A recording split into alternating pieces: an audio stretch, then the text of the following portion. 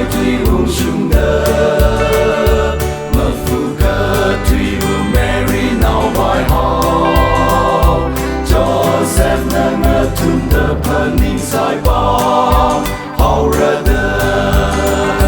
pro hồ vi bao cơ giật bình nơ hòm hỏi yang nu mơ phụ cơ tùy hùng ở cơ nơ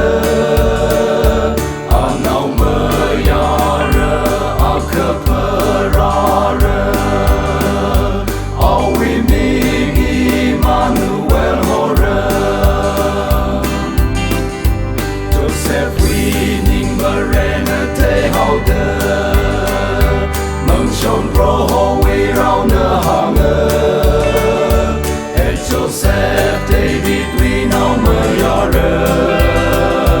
mơ khăn nâng lưu Mary mầm lao we know khơ vai nơ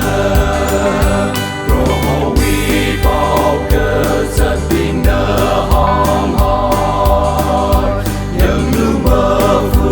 cơ tuy vu ở cơ nơ nào mơ ya rơ ở cơ phơ ra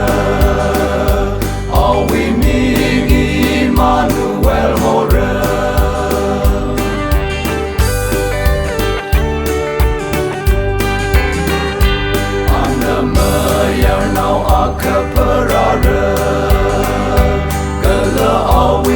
để không bỏ lỡ